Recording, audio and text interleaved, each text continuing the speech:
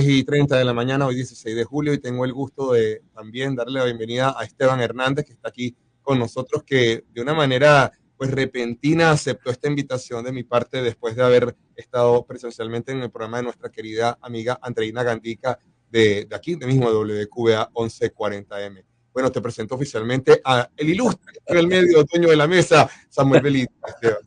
Hola Esteban, muchas gracias por acompañarnos hoy. Un gustazo realmente. No sé si pudiste escuchar lo que estábamos hablando. Está hablando del fútbol, pero es que al fin del día el fútbol tiene algunas características que podemos comparar con las elecciones, porque se dan golpes, se dan zancadillas, se empujan, le ponen tarjeta amarilla a algunos, los botan a otros, y después, aunque no sea el mejor, gana el que gana. Y puede no necesariamente tener que ver con sus características, sino por otras razones. O sea, podríamos tener toda una disertación sobre el fútbol y las elecciones. Así es, muchas gracias por la invitación a ambos y bueno, un gusto de verdad estar compartiendo con ustedes. Más allá de lo que dijiste, Samuel, también, bueno, a veces los árbitros no hacen el trabajo que les corresponde, ¿no? Y eso lo hacen, pero no necesariamente bien. Por eso. Y eso me llama a colación de la situación que va a pasar ahorita en Venezuela en apenas 12 días, Esteban. Y lo primero que yo te quiero preguntar a ti, levanté esta pregunta a Samuel temprano, ¿será por algo esotérico de bruja o no sé, de cábala, que No Maduro haya elegido el día del cumpleaños del diabólico Chávez para ejercer las elecciones presidenciales ese mismo día, o es pura casualidad? No, esos son simbolismos Okay. y eso evidentemente tiene su peso. ¿Qué es lo que sucede? En Venezuela estamos bajo una tiranía y ellos abiertamente, cuando me refiero a ellos, no solo a Nicolás Maduro, estamos hablando de Diosdado Cabello, de Jorge Rodríguez y de los voceros, los jerarcas, por así decirlo, ¿no? De ese régimen tiránico, han dicho que ni por las buenas ni por las malas abandonan el poder. Entonces ellos aprovechan estos simbolismos para también reafirmar esa misma narrativa que han tenido. Lo que les comentaba, ya que estabas hablando de que estuve recientemente en el programa de Andreina Gandica, ¿no? Lo que yo le comentaba a ella era que no es solamente la selección de la fecha para justamente esta elección, que es el 28 de julio, nacimiento de Hugo Chávez, sino el día que hacen el anuncio. Anunciaron que las elecciones iban a ser el 28 de julio cuando se da la muerte oficial de Hugo Chávez, que en estos momentos no me recuerdo, creo que fue en marzo, ¿no? Pero es exactamente la misma fecha, o sea, el día de la muerte de Hugo Chávez anuncian que las elecciones van a ser el día del nacimiento de Hugo Chávez.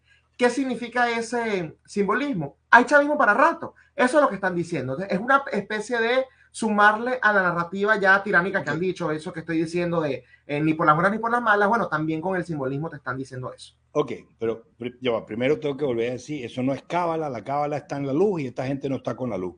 Correcto. Está con la oscuridad. Correcto. No es cábala nada. Correcto. Okay. Pero, con respecto a esta bravuconada de cómo hablar, y a lo mejor, como dicen en inglés, esto es wishful thinking, lo que me gustaría pensar. Puede ser, sí, pero déjame ponerlo en la mesa. Cuando Irak estaba a punto de caer en la guerra, pero estamos hablando de que cayó un día después, salió el ministro de Relaciones Exteriores diciendo, todo está bajo control, vamos a destruir a los enemigos, los estamos matando. Tiene que decir como que son extraordinarios. Porque ¿qué van a decir? Tienen que decir eso. Y al día siguiente estaban listos, estaban fuera. Entonces esta gente, yo por eso digo, tal vez es lo que quiero pensar, pero lo que uno ve de lo que ha pasado en la calle es que sí, ellos pueden utilizar un truco para negar el resultado y buscar la manera de mantenerse en el poder por las malas. Pero el resultado, todo parece indicar que va a ser avasallador en contra del régimen. ¿Coincides conmigo, Esteban? Bueno, en unas elecciones limpias, evidentemente, pero es que no hay elecciones limpias en Venezuela y te puedo hablar todo el proceso, no nada más de el tema de las intimidaciones, ¿no? Porque fíjate algo, uno cuando habla en contra de las elecciones siempre salen las personas que están montadas en esta ruta a decirte, bueno, pero nosotros no tenemos las armas las tienen ellos. Precisamente, ¿cómo tú defiendes el voto en contra de las personas que tienen las armas? Y eso es un punto que también hay que aclarar. Que la vía que sea que escoja va a terminar develándose en exactamente lo mismo. Lo que tú dices es muy cierto. Un régimen tiránico jamás va a reconocer que está débil. Ellos pueden caer al día siguiente y el día anterior te van a estar hablando con ese lenguaje de bravucones y de me siento más fortalecido que nunca. Pero más allá de las narrativas, que yo creo que sí pueden ser importantes, hay que analizar el contexto en el que estamos. ¿Qué incentivos o qué indicios tenemos verdaderos de que el régimen va a abandonar el poder el 28 de julio sencillamente porque la mayoría de las personas votan en contra de ellos? No tienen ningún incentivo. En primer lugar, yo te puedo hablar, por ejemplo, del tema de las armas, que ya lo hice. En segundo lugar, yo te podría hablar del tema de que estos son individuos que han cometido crímenes que no prescriben, por lo que incluso en un proceso negociado, ellos no tienen motivaciones para abandonar el poder. Ellos han entendido que para ellos es un asunto de vida o muerte. Si ellos abandonan el poder, ellos pueden negociar hoy con Samuel o con José Luis una especie de impunidad, ¿no? Que bueno, ellos se vayan al exilio y les garanticen ciertas condiciones. Pero lo que sucede cuando uno comete crímenes que no prescriben es que el día de mañana puede llegar Esteban Hernández y el acuerdo que tuvo esta tiranía con Samuel o con José no se cumple. ¿Por qué? Porque yo digo sencillamente quiero reabrir estas investigaciones. Y no, pero depende de donde vivan. Ya va, Esteban, perdona. Pero yo he escuchado que hay dos lugares donde posiblemente sería Maduro en particular. Rusia. Bueno, tres lugares. Rusia, Cuba y Turquía. Ahora, cualquiera de esos tres, los presidentes de los tres lugares protegerían a quien sea que esté ahí adentro. Correcto. Y cuidado si en la negociación no, o sea, para que acepte una potencial negociación, que vuelvo a decir, como dije antes, tal vez es wishful thinking, pero es lo que se runea, que ellos están buscando esta oportunidad, porque si no, van a salir de patitas para adelante en vez de caminando. Entonces, la posibilidad de que ellos estén poniendo en la mesa, si me quedo voy a terminar muerto, o me voy por las buenas y busco la forma de garantizar que no me persigan después, es posible. Yo entiendo lo que tú dices, que los crímenes que cometieron o de los que están acusados no prescriben, pero alguien tiene que ser prosecution, alguien tiene que ir detrás del delincuente y tal vez la negociación sea esa. Ustedes me aseguran que nadie pero ahí es a donde yo voy. ¿Qué negociación? O ese es otro cuestionamiento. Ellos están negociando con Estados Unidos y de allí están develando justamente esos rumores que tú el día de hoy estás mencionando. Yo pregunto, si están negociando la salida, ¿por qué no está entre los invitados los que en teoría quedarían en el poder? Porque en una negociación en donde sea eso lo que se está poniendo en juego, entonces estaría en este caso Edmundo o algún representante del mundo hablando con Estados Unidos y con el representante de la tiranía para justamente ver en qué condiciones se van. Acá lo que estamos viendo es una negociación de Estados Unidos con el régimen de Nicolás Maduro y yo creo que es justamente para la normalización de las relaciones comerciales y diplomáticas tras el fraude que evidentemente van a cometer en julio. No podemos hablar de que en esta oportunidad ellos se sientan acorralados en la comunidad internacional cuando no abandonaron el poder en el año 2019-2020, que hubo 60 países que no los reconocían, que les empezaron a meter una cantidad enorme de sanciones, precios incluso por su cabeza para ver si eso lograba que alguien a su alrededor se sintiera tentado y los entregara, en donde hubo movilizaciones mucho más masivas que las que estamos viendo, tomando en cuenta varios elementos. Por ejemplo, que había menos venezolanos en el exterior, y con todas esas condiciones, ellos no abandonaron el poder. Repito yo, ¿qué incentivos tienen ellos en esta oportunidad? Con un Joe Biden en la Casa Blanca. El incentivo, bueno, obviamente aquí estamos especulando, cayéndonos a cuentos nosotros, pero yo sí veo un incentivo. ¿Cuál? Si me quedo me pueden matar. Porque pero es que eso era lo mismo que había sucedido en el 2019. Perdona, un segundito para terminar el concepto. Y puede ser wishful thinking, estoy consciente, pero hay una gran diferencia entre la Venezuela de hoy, donde los de los cerros que estaban apoyando a Chávez a capa y espada y no importa lo que pase con la vida, Chávez es el Dios, y Maduro después por un rato, ya no están con él, ya no es el mismo apoyo. Entonces, los familiares de los militares, tal vez terminen ellos siendo parte de los que estimulen a esos militares, por lo menos a frenar. Mira, papá, el muro de Berlín se cayó. ¿Por qué se cayó el muro de Berlín? Porque llegó un día donde una gente empezó a cruzar y no los mataron. Y los militares que estaban ahí en la guardia, ¿qué hago?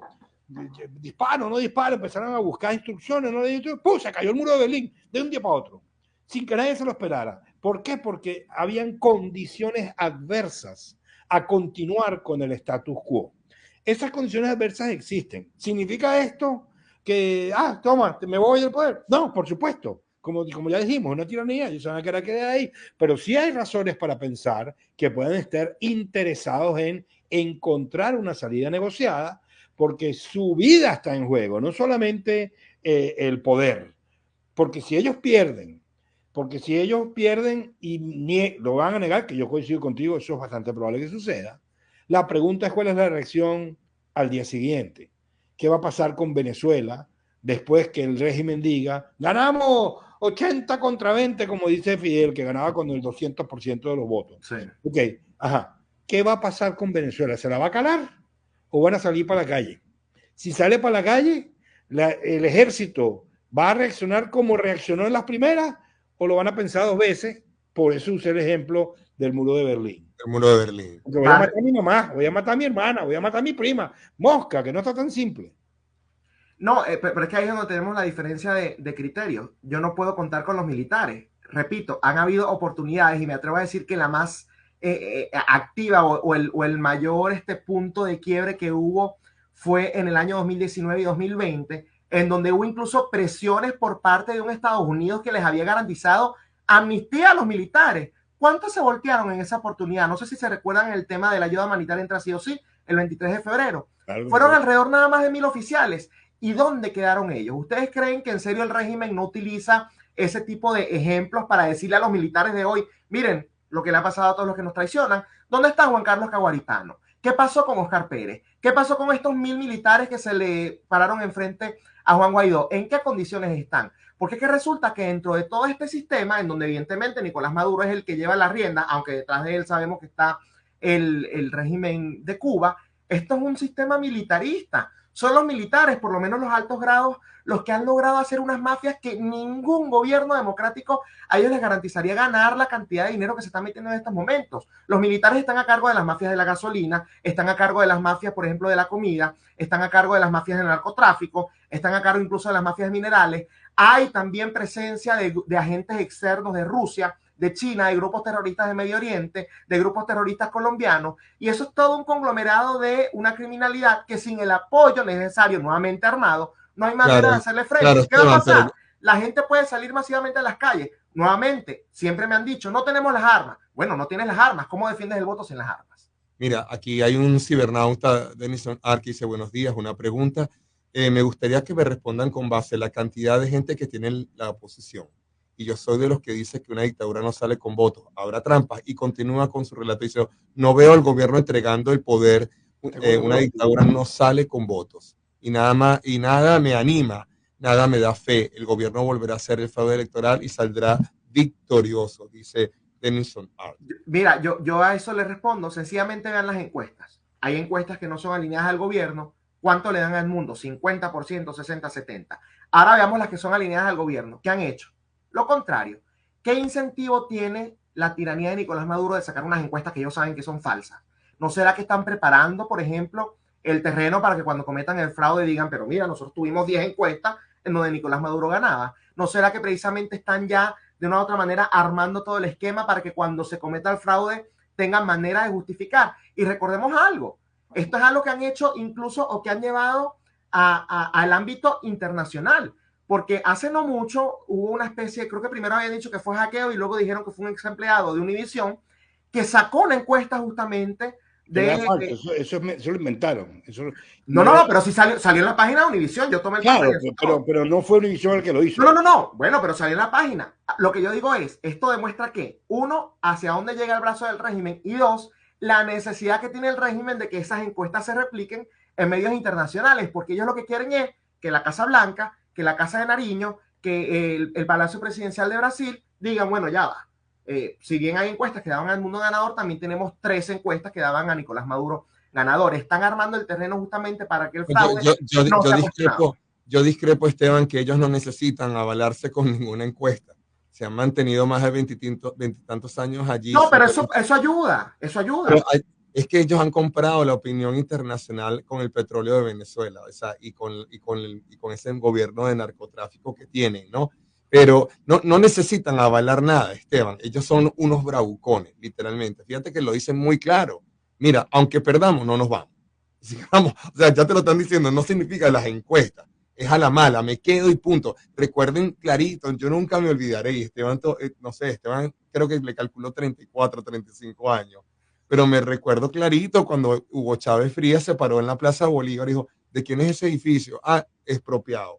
Expropiado. Comenzaba a dedo a expropiar las propiedades. Entonces, es que ese gobierno es así. el gobierno de Chávez y el gobierno de Bueno, todos los que claro.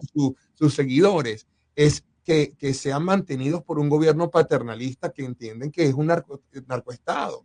A ellos no les interesa una Bueno, eso democracia. refuerza lo que está diciendo Esteban. Obviamente no estás loco, tiene Claro, mucho sentido común lo que estás diciendo. ¿Cuál es la gran pregunta?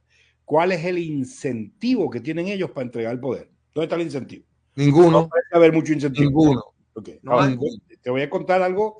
Lamentablemente voy a parafrasear y no tengo la data en la mano, pero escuché, de hecho ni siquiera fue leído, un par de análisis de gente que habla del tema, de gente internacionalista, que comentaban, por ejemplo, que tanto China como Rusia han metido un montón de plata ahí en Venezuela y no necesariamente están en condiciones de devolverla.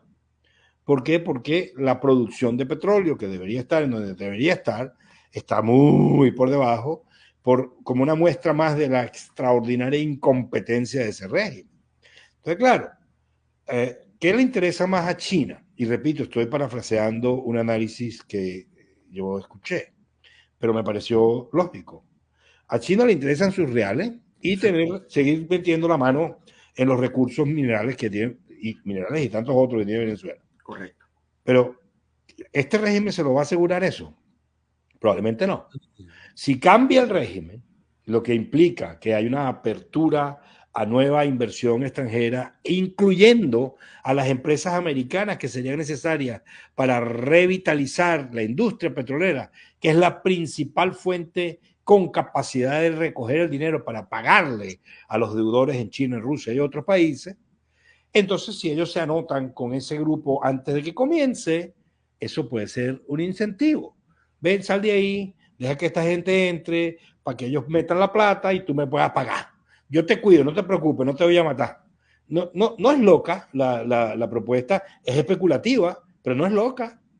No, para mí sí lo es y no tiene sentido por el simple hecho de que nada más estamos viendo el tema de los préstamos. Ay, le hemos dado tanta plata a Venezuela y entonces no nos las han pagado, ya estamos molestos. Se le ha dado otro tipo de beneficio. Hoy por hoy Rusia, bueno, tiene presencia, creo que es en el estado Bolívar, en donde están explotando unos minerales.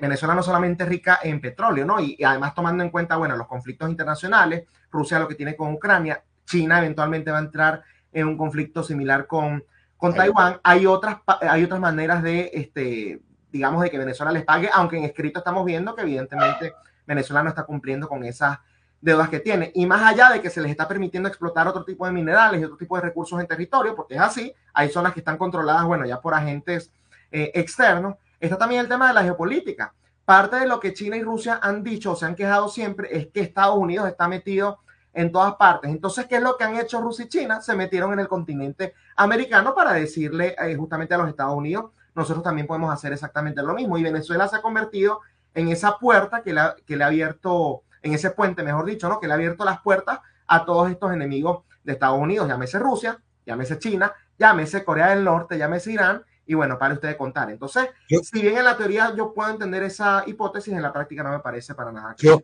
Yo quiero preguntarles a los dos, ¿hasta qué punto la palabra enemigo realmente está establecida? Porque, por ejemplo, cuando estaba el gobierno de Trump mantenía a raya a Putin y mantenía a raya al presidente de China y estábamos todos tranquilos.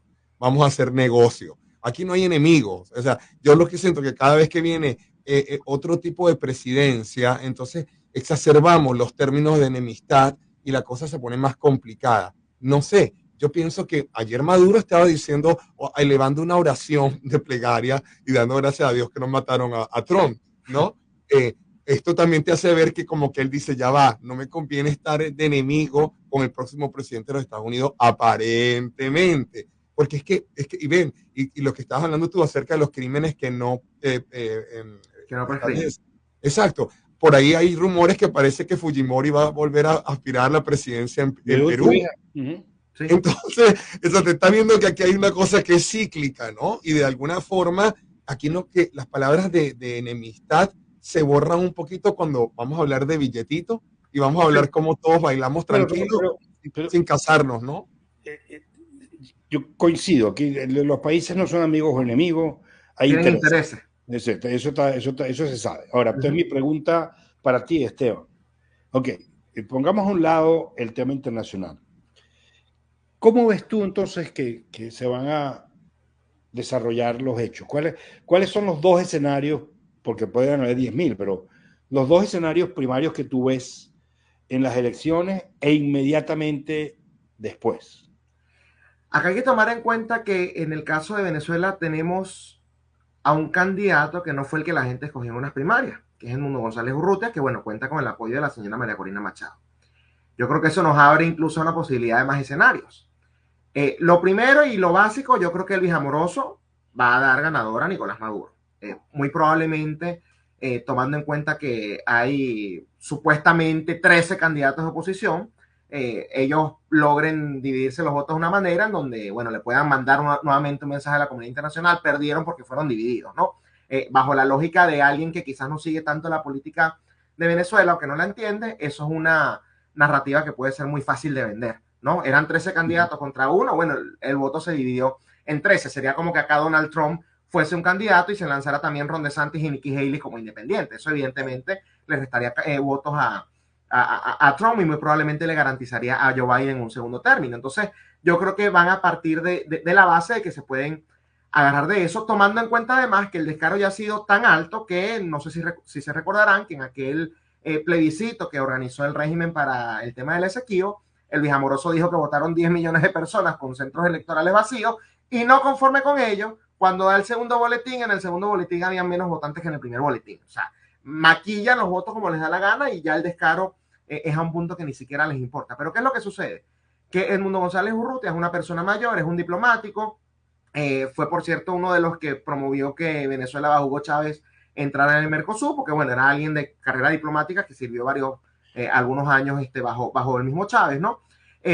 Y él probablemente por su edad, por su carrera diplomática, acepte los resultados. Probablemente, esto es una especulación, conociendo lo que es el espíritu de ese señor, recordemos que él mismo dijo que Manuel Rosales fue quien lo propuso, a Manuel Rosales se le ha acusado de cualquier cantidad de cosas, ¿no? Que es colaboracionista. Entonces, si va por la línea de Rosales, no me costaría creer que de buenas a primeras acepte unos resultados fraudulentos. Acá la ficha que podría ser distinta es María Corina Machado. Va a llamar a la calle, va a aceptar también unos resultados, pero si llama a las calles, ¿cuánta gente va a responder? Si llama a la calle, ¿es con qué fin? ¿Es para negociar unas cuotas de poder el año que viene, que son las elecciones legislativas? ¿O es justamente para pedir que de una u otra manera se respeten los resultados? ¿Cómo garantizas ese respeto de los resultados? ¿Vas a pedir una auditoría a las mismas instituciones que te hicieron el fraude? Ellos no están obligados, y esto fue lo que le hicieron a Capriles, ni siquiera siguiendo las leyes se va a poder demostrar el fraude, porque el Consejo Nacional Electoral no está obligado a que si tú pides una auditoría abran todas las cajas. Ellos tienen que abrir un porcentaje,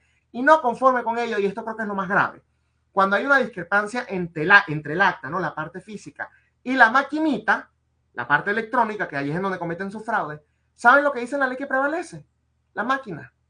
No es la parte humana, prevalece la máquina. No el acta, la máquina. Es la máquina, no el acta, ¿no? Es decir, se le da más peso al tema que puede ser hackeado que al efecto humano, por así decirlo. Entonces ellos pueden decir, mira, se puede levantar un acta en donde se hable de estas denuncias, se denuncie la irregularidad, pero el voto que cuenta es el que me mostró la máquina. Claro, pero, el fraude está armado. Pero hay una posibilidad que no estamos masticando, que es que la gente realmente se alborote y hayan saqueos y hayan peleas. Pero Samuel, la gente se alborotó en el 2012 y en el 2013 se alborotó. No, señor, hace 10 años la Venezuela de hoy, primero que tiene menos gente, ¿verdad? Por eso. Pero el nivel de obstinación ya llegó a los lugares donde antes había apoyo para el régimen, que ahorita ya no está tan claro ese apoyo. Bueno, yo no estoy tan seguro, porque yo creo que en el 2019 ya ese nivel se había tocado. Yo en el 2019 no creo que Nicolás Maduro tuviese un apoyo tan grande, por así decirlo. Esteban, Samuel, si me permiten, podemos ir a comerciales unos minuticos en la radio y mantenemos nuestra plática a través de las plataformas sociales,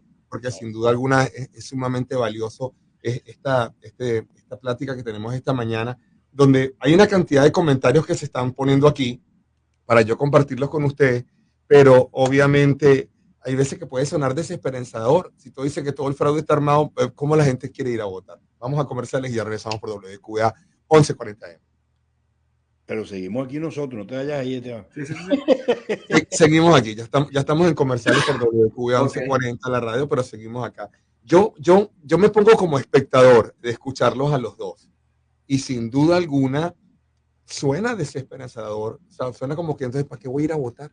O sea, te estoy hablando en serio, ¿no? Si ya es algo tan delicado hacer estos análisis, ¿no? De dar por sentado lo que va a pasar No, y pero al no, final del día, ¿qué hacemos, no? pero no, estamos evaluando escenarios. Ninguno de nosotros tiene una bola de cristal para saber qué va a pasar. Pero claro, la lógica te dice y la historia te enseña rumbos por donde puede ir una sociedad en situaciones como esta. Para mí la gran diferencia, y ojo, Esteban, yo he sido pesimista, más pesimista que lo que te estoy poniendo a ti como sellito. Yo no sé si la palabra correcta es pesimismo, pero a lo mejor para ti es realismo. Pero yo he sido pesimista o realista hasta hace muy poco. Porque hace muy poco, primero que tuve contacto con algunas personas en cuyo criterio confío, que tienen información a la que yo no tengo acceso y compartieron conmigo, periodistas al fin, en las que creo. Y ellos me cuentan que hay movimiento real en términos de esa negociación, que eso está pasando. Claro, no están adentro de la negociación, yo tampoco, tú tampoco. Entonces, si es que está pasando de verdad, que parece ser que sí, ¿qué está discutiéndose? No está claro. Pero que estén abiertos a discutir implica que ellos no están tan cómodos con la situación. Porque si estuvieran cómodos, muy en desacuerdo, muy en desacuerdo. O sea, para ti ellos, a ver, cuéntame. Para mí ellos están súper cómodos. ¿Cuántos diálogos no han habido? O sea, tú me estás diciendo que cada vez que ellos van a diálogo... Estamos hablando de negociación de salida, no de diálogo. Pero es que eso de negociación de salida lo están ventilando los mismos periodistas que hace 10 años te decían hay ruido de sables en Fuerte Tiuna. ¿Me explico? O sea, es la misma narrativa. Nuevamente, si están hablando de salida con Estados Unidos, que imagino que es con quien tienen que conversar eso, ¿por qué no están los actores que en teoría quedarían en el poder? Una negociación no se lleva a cabo solo con los que van de salida, también tienen que estar los que van de entrada. Entonces, yo cuando analizo ese tipo de detallitos, me doy cuenta que es lo que estaba mencionando al aire, wishful thinking. Son periodistas que lo que están es motivando. José estaba diciendo que yo estoy desmotivando. No, yo estoy contando lo que yo creo que es la verdad. Los otros que están diciendo es que viene esa negociación. Ok, una negociación de salida sin la gente que va de entrada. A mí eso me parece que más bien es un intento de motivación y no un intento de decirle a la gente lo que está pasando. Yo tengo que decir esto para la audiencia. No tengo la información. O sea, yo no sé si lo que tú estás diciendo es 100% cierto y no hay nadie de la oposición metido en la negociación. No lo sé. No puedo decir que sí, pero tampoco puedo estar seguro que no. Entonces, como el silencio otorga, hago la salvedad, porque lo que tú dices tiene mucho sentido común, que es como se llama el programa. Tiene que haber en la negociación alguien del sentido del otro bando. Correcto. Bueno, en mi lógica coincido con eso y tal vez haya alguien del otro bando. Para mí debe haber alguien del otro bando. No sé quién es, no sé si es verdad o no. Repito, tengo que subrayar eso porque no tengo la información. Entonces no lo sé. Tú tienes la información de que no hay nadie, te la creo. No tengo por qué poner en duda lo que tú me estás diciendo, pero a mí me parece que tu argumento es muy sólido en términos de, coño, no puedo negociar yo solo, tiene que estar el que va a ocupar el poder. Sin embargo, la premisa sobre la cual toda esa negociación teóricamente está sucediendo es que hay una sensación de que realmente el país llegó al llegadero. Entonces, claro, si eso es verdad, incluso puede ser una narrativa, puede ser un cuento chino, pero los cientos de miles de personas que han estado en la calle apoyando a la oposición, que eso lo ves tú con tus ojos y no son efectos especiales, esos cientos de miles también se están tomando esta narrativa. Entonces, ¿qué tal cuando ellos vean en la noche, no, ganó Maduro 60 contra 20 porque habían 13 candidatos y la gente siente, me están fregando? ¿Qué tal? Ahí yo preguntaría, ¿hay más gente en las calles en estos momentos que cuando Capriles? Siendo objetivos. No importa, porque también hay menos gente de Chávez.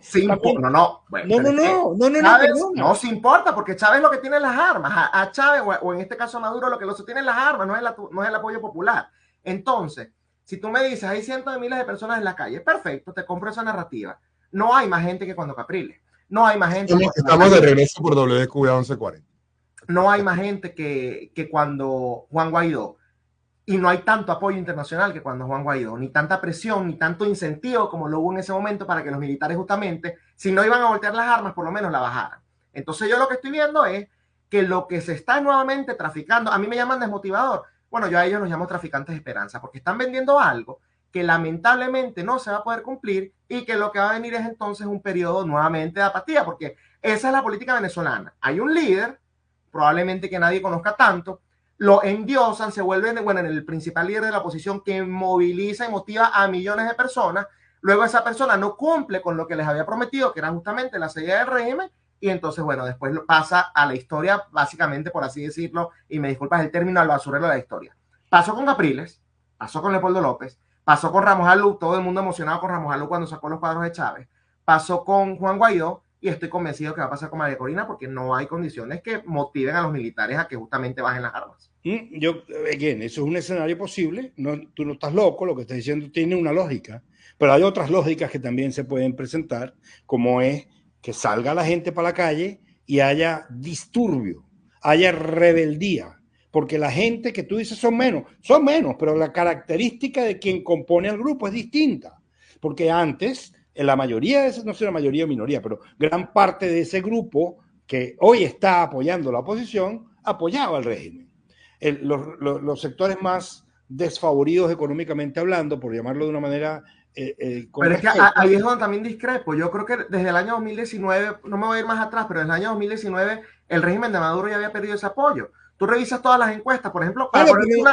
Está bien, Esteban, pero no había la coyuntura para que se solidifique el apoyo. Había una coyuntura mucho más importante. No, señor, porque las elecciones son ahorita y es la primera vez donde hay una persona que teóricamente unifica la intención. Fíjate algo, y lo acabas de decir, ahorita hay unas elecciones. En el caso de Guaidó hubo unas elecciones para la Asamblea Nacional, pero a Guaidó se le reconoció como presidente interino. A él ya se le había dado ese cargo. No fue que, bueno, es un candidato para un proceso. Se le reconoció como presidente interino y como presidente interino se le presentaba en todas partes, como presidente interino se le recibió acá en los Estados Unidos, se le recibió en Colombia cuando hizo y en Europa cuando hizo todas esas giras. Entonces la coyuntura en el 2019 fue muchísimo más grande que la que estamos viendo ahora, sumado al tema del apoyo popular que te lo he mencionado en varias oportunidades. Yo lo que veo es que si no hubo incentivos o si no hubo la suficiente fuerza para que en el 2019 esto que estás describiendo sucediera, mucho menos las hay en estos momentos, ni para los militares, que ya se ven reflejados en lo que ha pasado con los otros militares que han traicionado, ¿no? Con unas comidas bien puestas a la tiranía, ni para la propia gente. Fíjate, mucha gente que va a votar, y esto lo puedes ver en redes sociales, lo puedes ver con la gente que habla. Primero, no todos van a votar, pero del grupo de la gente que sí va a votar, ellos dicen, yo voy a votar, yo creo que nos van a hacer fraude, pero saben que yo no voy a hacer carne de cañón en esta oportunidad. Por eso, parte de lo que dije al principio, ¿no? Cuando estaba iniciando esta conversación, hay que ver qué capacidad de movilización tienen si les cometen el fraude, si es que esa va a ser la vía, ¿no? La movilización, y con la movilización logran entonces someter a los militares, que la verdad lo veo muy difícil. Déjame traer a la mesa, se me va a caer la cédula, tú probablemente ni habías nacido, pero igual lo voy a traer a la mesa. Una situación, salvando las diferencias, porque la escala de lo que voy a contar es mucho menor. Claro. Estaban las elecciones para la alcaldía de Caracas y era Claudio Fermín el candidato de Acción Democrática y en el momento era el alcalde.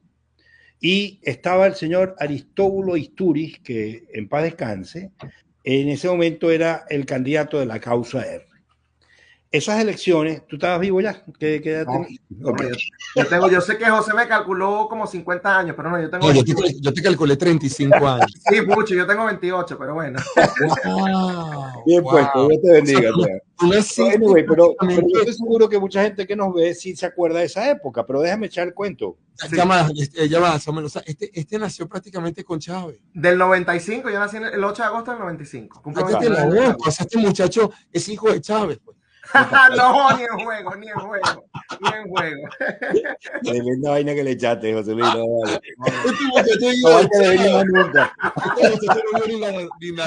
Pero déjame volver al cuento. Entonces, sí, recordemos el escenario. Elecciones, todavía la democracia, y se corre la bola, rumor, que Claudio Fermín y Acción Democrática estaban haciendo un guiso. Iban a robarle las elecciones al aparente ganador real, que era Aristóbulo Istúriz. Aristóbulo Istúriz es la causa R. Recuerda que eso después se transformó y se convirtió en cualquier cosa pegada, chupando en el gobierno. Pero en ese momento la causa R representaba una alternativa de contra status quo. Vamos a Al llamarlo así. bipartidismo, sí. Sí, ¿ok? El señor Istúriz llamó al pueblo a defender su voto y se llenó a reventar la plaza que está frente al Consejo Supremo Electoral. Esto lo viví yo, por eso me atrevo a decirlo, no es cuento chino. Y el gentío que había en esa vaina, estamos hablando de cuestión de horas, tal vez menos que una hora, desde que se corrió la bola y se llenó eso. Llegó el señor Istúriz, se montó en un muro a alborotar a la gente ahí. Y el régimen, no era régimen en ese momento, el gobierno reculó y tuvieron que decir, ¿sabes qué? Ok, pues ganó Aristóbulo. Entonces, claro, eso era un gobierno democrático, pero puedo decir igual que tú, salvando la diferencia de las condiciones. ¿Cuál era el estímulo que tenía Claudio Fermín de decir que no? Cuando tenía el control del Consejo Supremo Electoral, tenía la posibilidad de hacer la trampa que le daba la gana, era Acción Democrática, partido mayoritario. Él pudo haber dicho, ¿sabes qué? Nos quedamos con esto y si no te gusta, ¿de qué coño hace? Porque más allá de las diferencias que incluso uno pueda tener y de las críticas que se le puedan hacer a las cuartas, por lo menos eran personas democráticas. Entonces, ellos no iban a apuntar las armas en contra de los votantes que estaban allí reclamando un fraude. Esa es la diferencia. Tú estás hablando de unos individuos que quizás eran corruptos, quizás cometan crímenes, pero no eran los mismos crímenes de este régimen. Estos tipos asesinaron a Oscar Pérez en vivo. Estos tipos están torturando a Juan Carlos Caguaripano, se le desprendieron los testículos por las descargas eléctricas que le han hecho en las torturas. Estos tipos han asesinado a menores de edad, a Neomar Lander, a Génesis Carmona, a Geraldine Moreno. O sea, aquellos conocían ciertas barreras o ciertos obstáculos que ellos no estaban dispuestos a cruzar. Estos de la tiranía no. Y justamente ahí es en donde hay que hacer la diferencia. No es poca cosa esa distinción, digamos, entre lo que puede ser un gobierno de acción democrática, que bueno, yo no voy acá a defender, digamos, a los que yo considero son responsables de una u otra manera de la llegada de Hugo Chávez, pero no se pueden comparar a esos con estos tiranos, no hay. Hay barreras morales que tú, Samuel y yo, y bueno, y barreras físicas incluso, no estamos dispuestos a cruzar. Estos individuos sí. Me miraste feo, te mato, o te encarcelo, o te meto preso. Metieron preso a alguien sencillamente porque grabó a Alex Saab en Nueva Esparta, de donde soy yo. A ese nivel estamos hablando. Entonces, esa es la diferencia. Esto no les interesa lanzar, bueno, empiezan con las ballenas como un claro, pero entonces, pero si tienen que matar a uno para dispersar, lo hacen. Pero lamentablemente, entonces aquí la única manera de que esto cambie es por la fuerza. Correcto, pero entonces para que por la fuerza suceda, tendríamos que tener el milagro de que alguien que esté dentro del estamento militar cambie de bando. No puede depender de eso. No, y estoy totalmente de acuerdo. Y justamente por eso, fíjate algo, porque a mí siempre me preguntan, y bueno, ¿y tú qué propones? No, porque yo siempre he tenido esta voz crítica. Y yo lo contesto siempre en 3 fases, ¿no? Las primeras 2 fases son no contestando la pregunta y a la tercera sí la contesto. Lo primero es, hay que decir la verdad. Porque cuando uno miente y después el resultado de esa mentira no se cumple, lo que viene es un proceso de apatía, ¿no? Donde la gente a Biden y al Partido Demócrata. Exactamente. Entonces la gente se desconecta y precisamente yo creo que por eso uno tiene que ser honesto, incluso si la verdad es dura y si es algo que la gente no ha querido aceptar porque se ha pintado en su cabeza un cuento que, bueno, les conviene aferrarse a esa mentira. Lo segundo, siempre les digo, ojalá nos exigieran a quienes no somos líderes políticos, o mejor dicho, ojalá le exigieran a quienes sí son líderes políticos lo que nos exigen a nosotros. Porque si ese tipo de cuestionamientos estuviese, por ejemplo, sobre la espalda de Juan Guaidó, de Capriles, de Manuel Rosales, de Ramos Alup y ahora de María Corina Machado, que son los que han liderado todos estos procesos, te aseguro que los resultados fuesen distintos. Pero entonces aquí es cuando yo voy a la pregunta de, bueno, ¿y tú qué propones? Bueno, que en vez de andar gastando, siempre digo, recursos, por recursos entiéndase tiempo, lobby internacional y dinero, en una vía que tú sabes fracasada, que no solamente permite la normalización de las relaciones comerciales y diplomáticas con la tiranía, sino que además los termina estabilizando a nivel interno. Bueno, es que tú utilizaras esos recursos en justamente buscar vías alternativas. Y el ejemplo que yo pongo es que cuando Juan Guaidó estuvo en aquello llamado gobierno interino, se hizo un censo de militares y de policías que estaban fuera del país. un censo y tú puedes vender la narrativa, porque yo entiendo que si tú dices, no, vamos a organizarnos para tumbar el régimen desde afuera, evidentemente los países no, te van a decir, epa, no nos metas en ese problema, nosotros te vamos a dar territorio para que de una u otra manera entrenes o hagas esas misiones locas en las que estás pensando. Pero tú puedes hacer el censo como primer paso. Y después de eso haces el lobby necesario.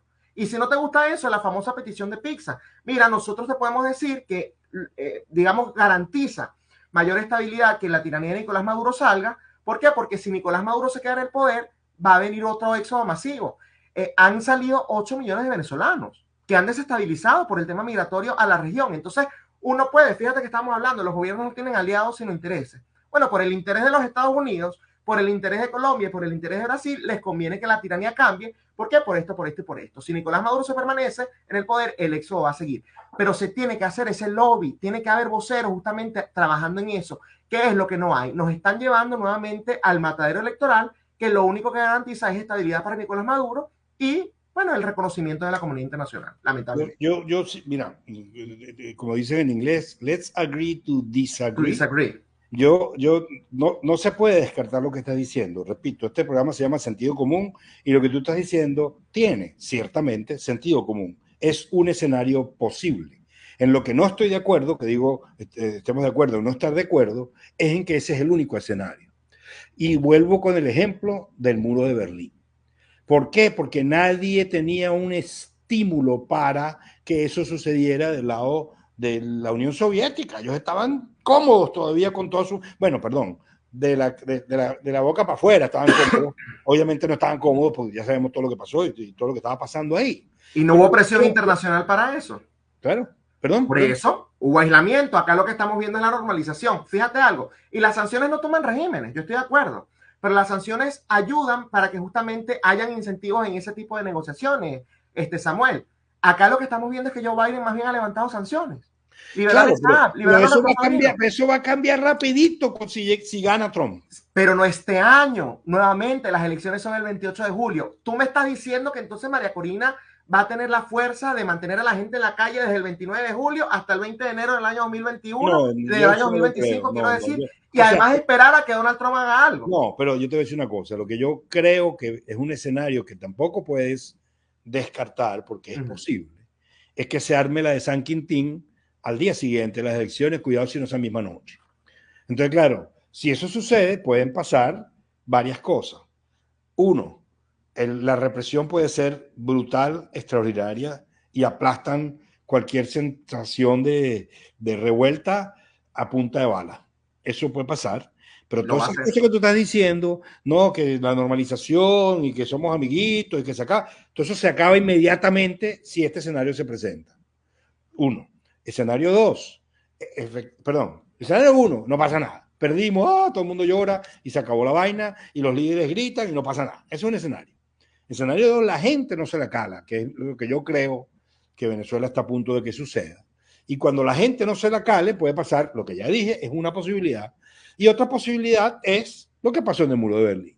Que aun cuando la mayoría de los líderes de las Fuerzas Armadas, los que están más arriba, están metidos hasta aquí arriba en todos los guisos que tú mencionaste, a lo mejor los tenientes coroneles tipo Chávez de hoy ven que la vaina tiene que cambiar y alguno tiene una aspiración de, oye, si hago esto de otra manera, capaz que tengo un ascenso que me negaron, llego a una posición que no me quiso dar el régimen, o cualquier cantidad de otras posibilidades por las cuales miembros del estamento armado puedan decidir no ir en contra del pueblo en la calle. Eso es un escenario posible también. ¿Qué es wishful thinking? Sí, porque además para mí es muy cómodo hablar de esta vaina aquí en Miami. Es fácil. Yo no estoy ahí, no es mi pellejo el que está en la calle, no son mis hijos los que se están arriesgando. Yo no invito a nadie a que vaya a matarse. No. Pero lo que tengo la sensación sobre la base de lo que escucho, leo y observo es que el pueblo está harto al punto de que no se la va a calar. Y cuando digo no se la va a calar es que puede convertirse en una reacción tipo el Caracazo, donde salió todo el mundo para la calle vueltos locos, sin ningún tipo de estructura lógica. ¿Y qué sucede si eso pase? Insisto, hay o represión brutal instantánea o no. o un cambio de seña por parte de las Fuerzas Armadas, que pueden decirle al mismo gobierno, ¿sabes qué? Aprovecha lo que negociaste y vamos a ver cómo hacemos de una manera diferente. Mira, estos individuos son tan criminales que eso es lo que va a suceder, yo estoy 100% seguro, que con un tema tan delicado y nuevamente en un contexto donde la gente ya no se la calaba y estaban emocionados por la creación de un gobierno paralelo, ¿no? Jugaron con la comida, quemaron los camiones de la ayuda humanitaria, le pasaron aplanadoras encima las tanquetas a las personas que estaban allí. Entonces sí, los militares se han venido comportando de esa manera y no van a cambiar el comportamiento. Nuevamente, yo insisto en que no tienen incentivos, porque el único, incluso si alguien quisiera hacer algo, alguno de los militares o los cuadros bajos, como estás mencionando, se van a ver reflejados en los 1000 militares que se le pararon firme a Juan Guaidó y que quedaron en donde, en el exilio en condiciones paupérrimas. Se van a ver reflejados en Juan Carlos Caguaripano. Se van a ver reflejados en Oscar Pérez. Bueno, quedándose por las elecciones de Venezuela. Un segundo, importante esto. Chávez dio un golpe el 27 de febrero. Correcto. ¿Qué pasó con ellos? Se fueron a Perú los de la Fuerza Aérea. Pero Samuel, ¿a quién le dio el golpe? No, pero aquí es que esto es importante. ¿A quién le dio el golpe? No, déjame terminar la idea, déjame hacer el punto. 27 de febrero. ¿Qué termina? No va preso. ¿Y qué ven los militares? ¿Qué pasó con los demás? Los exiliaron. En Perú, hermano, nosotros entrevistamos a los de la Fuerza Aérea que se fueron para Perú. Estaban pasando hambre los pobres hombres. No tenían plata ni para comer. Exiliados en Perú. ¿Y qué? Los militares que estaban aquí vieron eso. ¿Y qué pasó? Hubo otro golpe en noviembre. Samuel, estás comparando nuevamente. O sea, fíjate, le hicieron un golpe a Carlos Andrés Pérez. ¿Me vas a decir que Carlos Andrés Pérez, con toda la crítica que se le pueda tener, es lo mismo que Maduro? Bueno, pero es que no importa eso. No, sí importa. No, señor. Eso es fundamental. No, pero señor, lo que estamos hablando no es la Samuel, fíjate algo. Estamos hablando de las características de quienes pueden actuar y por qué. Tú me dices, no, porque están viendo que los 1000 les fue mal. Bueno, yo te digo... Fíjate la diferencia entre terminar... que les fue mal y se lo baño igualito. Fíjate la diferencia entre terminar en el exilio en condiciones bajo Carlos Andrés Pérez versus terminar como Oscar Pérez o como Juan Carlos Caguaripano. Evidentemente el incentivo, el peligro que se corre al enfrentarse contra Nicolás Maduro es muchísimo más grave y los militares ven eso. No es lo mismo hacerle un golpe de Estado a un Iván Duque, por ejemplo, que a un Nicolás Maduro. No es ni remotamente igual. Con todo y que en ambos casos, bueno, puedas terminar preso o en el exilio, pero las condiciones son totalmente distintas. Tú estás equiparando a un Carlos Andrés Pérez con Nicolás Maduro y eso no se puede hacer. Una preguntita, dime, Esteban, ¿tú viste el video de la gente del pueblo, concha, se me fue el nombre, el pueblo que se inundó y quedó completamente tapado? Manacoa. Correcto. ¿Tuviste el video del pueblo armándole un lío al gobernador? Gobernador o alcalde, no me acuerdo. Y esos videos he visto muchísimos desde hace años. Sí. Entonces, a eso es lo que me refiero, que puede ser un factor de diferencia. Cuando tú eres un militar y le tienes que disparar a tu mamá que se cansó, que está obstinada, que está harta, o a tu hermanita o a tu abuelo, capaz que te lo piensas 2 veces, hermano. A lo mejor no, porque tienen que seguir instrucciones y los militares están entrenados para... Tú no estás aquí para pensar, tú estás aquí para seguir órdenes. Yo entiendo eso.